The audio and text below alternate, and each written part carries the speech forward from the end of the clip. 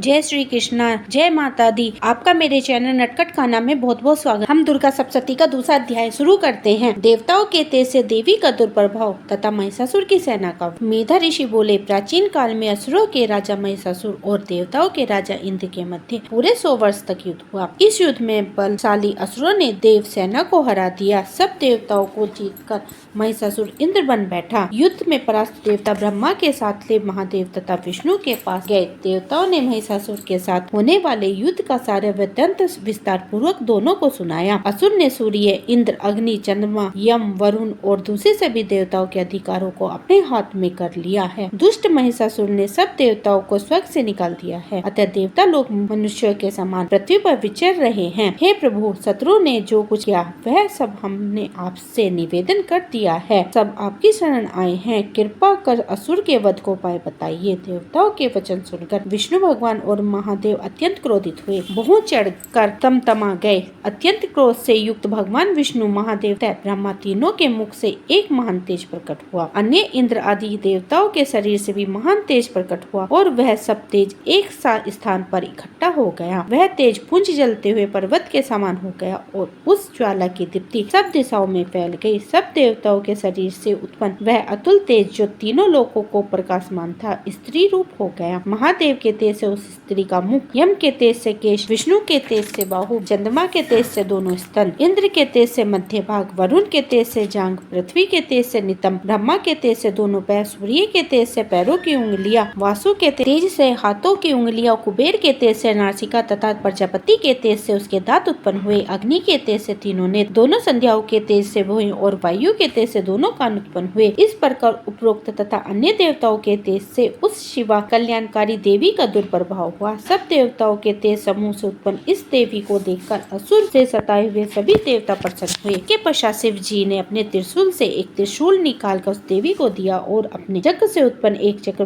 भगवान विष्णु ने दिया। वरुण के ने शंख और अग्नि ने शक्ति दी। वायु ने धनुष और बाणों से भरपूर 2 तरकस दिए। देवराज इंद्र ने अपने वज्र से उत्पन्न एक वज्र दिया तथा ऐरावत हाथी का घंटा दिया। यमराज ने कालदंड से दंड प्रदान किया और अंबुपति ने पासा दिया। प्रजापति ने रुद्राक्ष की माला और ब्रह्मा ने कमंडल दिया। सूर्य भगवान ने अपनी किरणें देवी के रोमकूप में भर दी। काल ने खड़ग तथा उत्तम ढाल दी। क्षीर सागर ने सुंदर हार और 2 नूतन वस्त्र दिए। चूड़ामणि, कुंडल, कनक, निर्मल, अर्धचंद, सब भुजाओं के बाहुबंद, पैरों के निपुण, गर्दन के में कंठ, सब उंगलियों के लिए रतन जड़ित अंगूठियां प्रदान की। विश्वकर्मा ने एक पाशु भेंट किया तथा अनेक प्रकार के अस्त्र और अभेदा वस्त्र तथा सिर और हृदय पर धारण करने के लिए कमल से खिले हुए सुंदर फूलों की माला दी तथा समुद्र ने कमल का सुंदर फूल दिया। हिमालय ने एक सिंह सवारी के लिए तथा अनेक प्रकार के रतन दिए। कुबेर ने सुर से भरा हुआ प्याला दिया। शेषनाग ने महामणि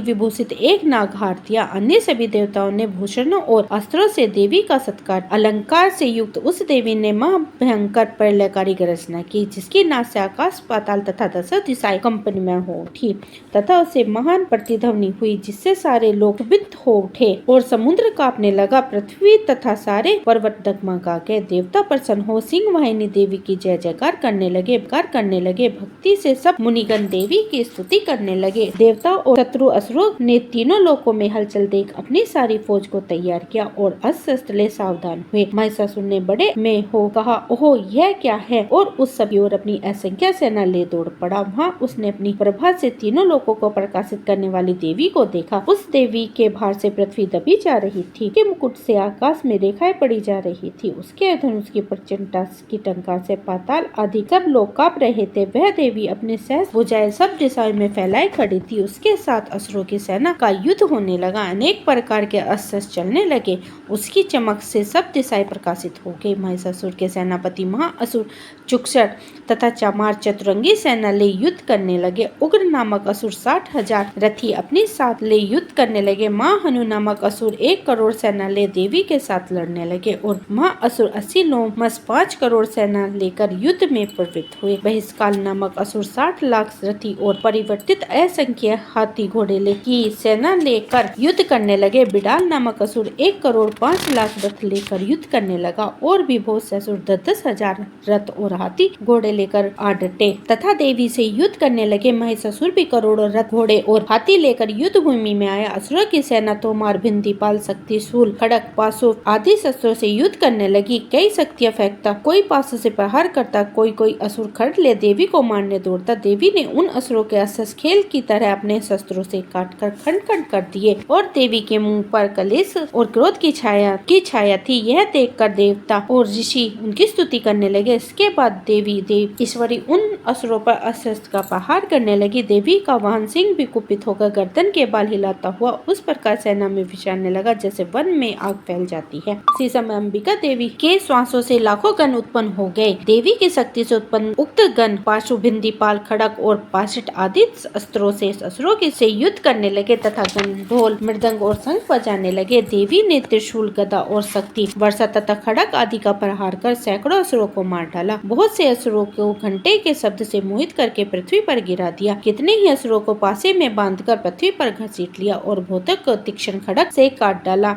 ही दानव देवी की गदा के प्रहार से पृथ्वी पर गिरकर मर गए। कोई मूसल के प्रहार से घायल हो रक्तवाम करने लगा। बहुत से असुर छाती में सूल लगने से और बहुत से बाणों के प्रहार से रणभूमि में गिरकर मारे गए। देवताओं को पीड़ित करने वाले बाज पक्षी की भांति आक्रमण करने वाले असुर गिरकर मरने लगे। बहुतों की भुजाएं कट गई और बहुतों की गर्दन छिन्न भिन्न हो गई। बहुतों के सिर कट गए।